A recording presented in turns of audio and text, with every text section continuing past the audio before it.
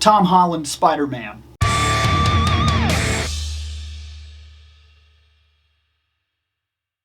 Here's a Spider-Man I've had real troubles with.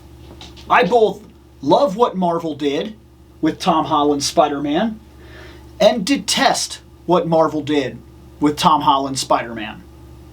Like, I see it and he looks right. I've never necessarily liked the Spider-Man costumes that they've given him. They've been fine. Until Final Swing. Final Swing looked like Spider-Man to me. There it is.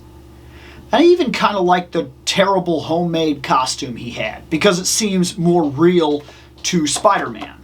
But I didn't like the fact that they were basically just Tony Stark fanboy movies. Like a kid that's a fanboy of Tony Stark gets superpowers and then wants to be the next Tony Stark. Like, I really don't like that.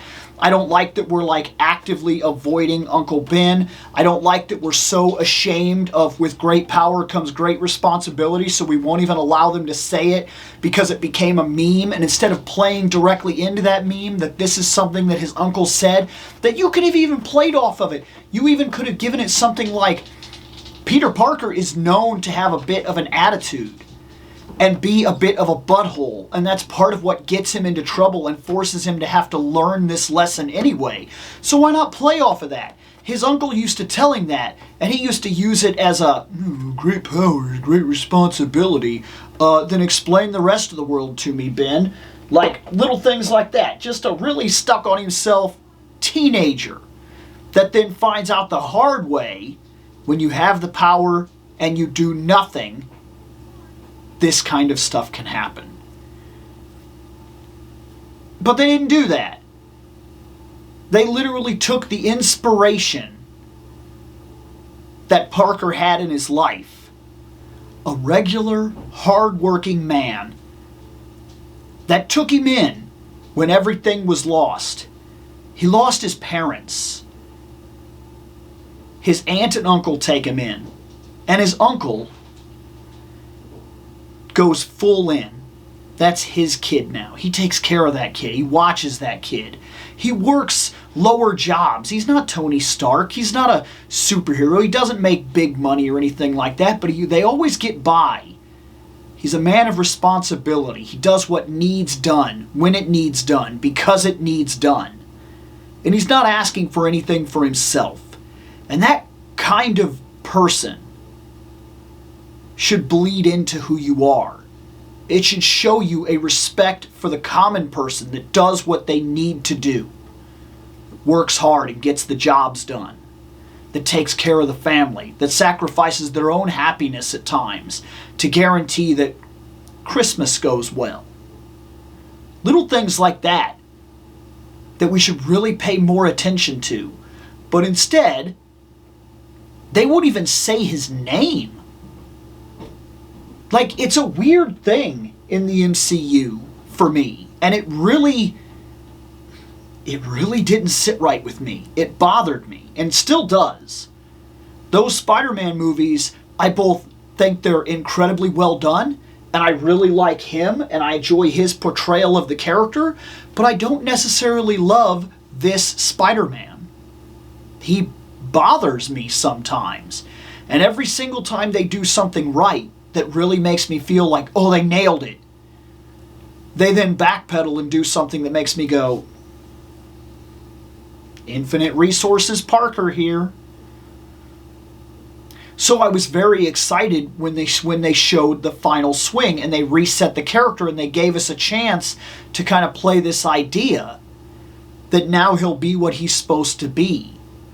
He's supposed to be an every guy. He's supposed to have ground level troubles. It's sometimes hard to hold a job. He doesn't have a lot of money. Superheroing is not necessarily a good thing in his life. It's something he chooses to do because he feels that he's supposed to. He has to. But that kind of thing comes with consequences, and those consequences are eating him alive. Spider-Man is not supposed to be an adventure for him. It's something he has to do. So he does. It's a different dynamic than Captain America, that literally often gets paid by the government and goes out there and is a soldier, is a hero guy, is a cop, is a known public figure that, like, makes that money. Tony Stark, a known public figure. Spider-Man is doing it, Parker is doing it because he's the everyday man that has a chance to help. It's a different dynamic that a lot of people picked up on. And outside of the suit, he's completely unassuming. He's a nerdy little kid that likes Star Wars and stuff of that nature, and he's really into science and figuring things out, and he kind of wishes he could do this, but his family doesn't really have the money for him to do that kind of stuff, and like he'll never have even the same life as Flash Thompson, which in some ways is kind of what he wants. He kind of wishes he could be that guy sometimes. That's interesting, and it appeals to a lot of us because it's very much a real situation to a lot of us.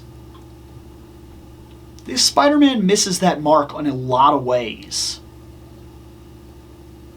But then there are scenes like when he's sitting in the car with the Vulture and they're talking. And the Vulture very much figures out who he is. That's brilliant. Like, that's Spider-Man. And that's that Spider-Man luck. That it just so happens that his prom date, her dad, is the one that he's after. Like, that's absolute brilliance. And that's what I mean.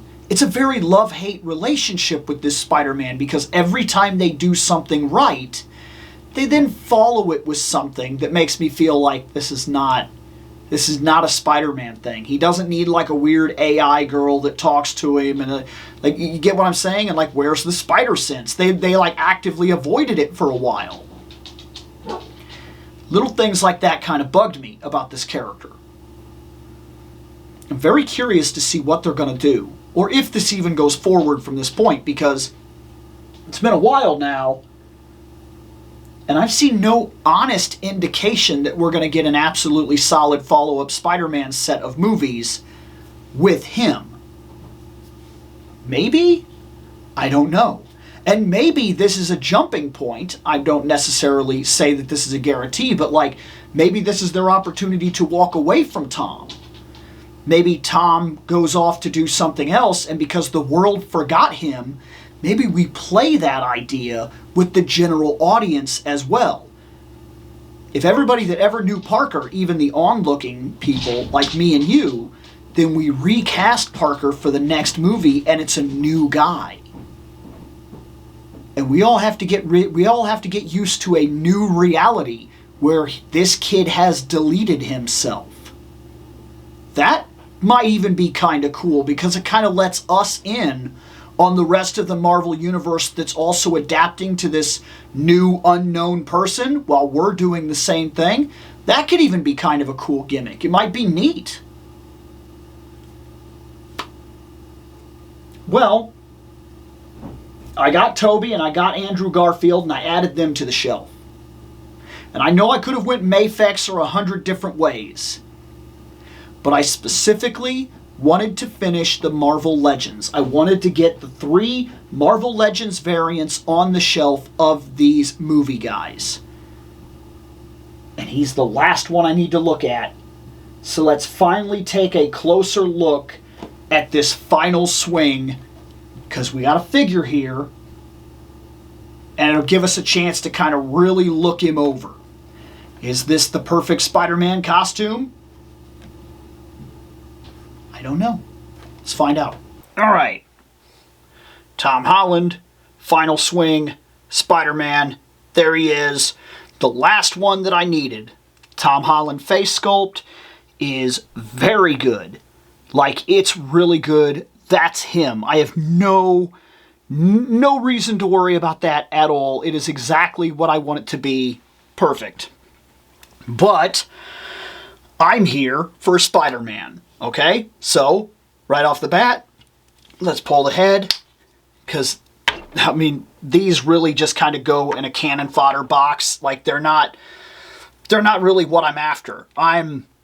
Primarily, I like to have the superheroes. It's cool to have the other ones, like the alter egos, but primarily I collect the superheroes, and on top of collecting the superheroes, normally I collect comic book variants over these kind of things. But if you're going to buy movie figures, I would argue that it is good that it comes with their actual person likeness, but there we go.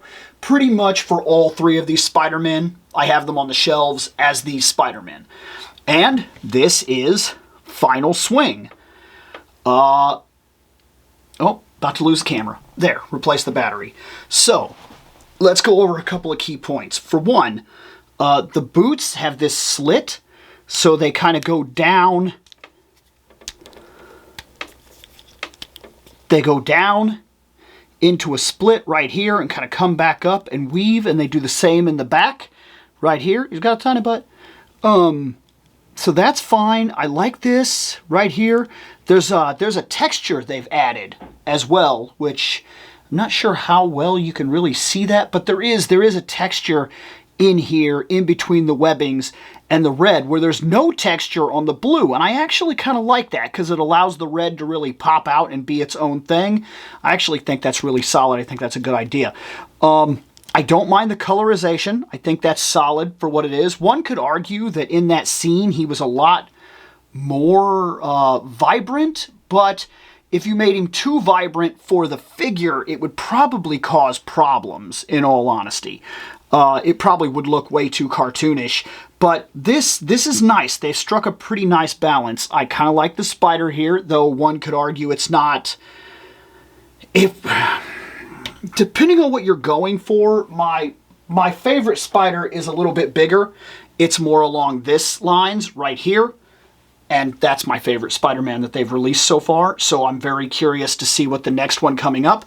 And I like the tick on the back. Yes, I know that's a spider, but on here, we don't have a tick. We very much have kind of the same thing that we had going on with the Andrew Garfield Spider-Man. And I, of course, will have both of those videos in the annotations if you're interested in seeing those. But yeah, because of that, so we got the tiny tick, the tiny spider here, and we have a tiny spider here. The face is fine. It works. It doesn't blow my mind. It's not my favorite of the masks. This will be a solid costume. If this turns out what it looks like, it'll be a solid costume. It will not blow my mind. It will not be my favorite movie costume ever. But it will be solid. He did come with wall crawl hands, and he did come with web hands, and then he came with punches, and that's all a figure like this needs. He moves pretty well. I've been kind of moving him around. I'm not feeling anything that necessarily stops me. One could argue it would have been cool if these guys would have come with some webs or something. They don't. Like, none of these movie figures came with any kind of web or anything, but I also don't think that that's like, it's not breaking my heart. I'll be fine. I think I have plenty of web effects. We'll see. Maybe I'll dig some out and kind of look around. But that's him. Tom Holland added to the shelf. Tom Holland Spider-Man added to the shelf.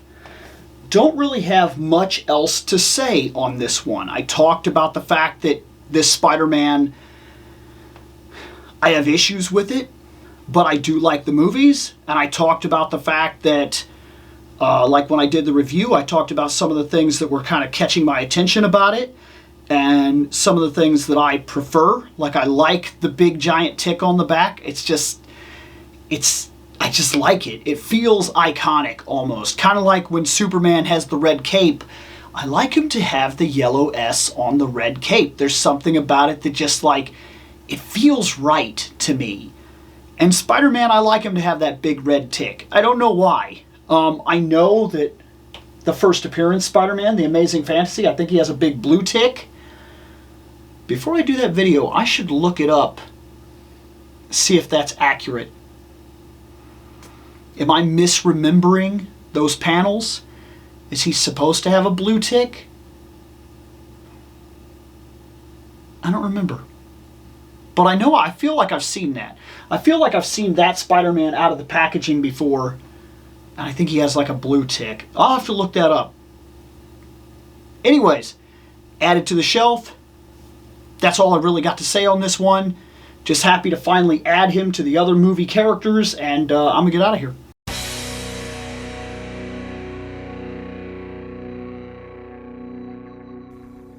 I have spoken. Take what you will from it.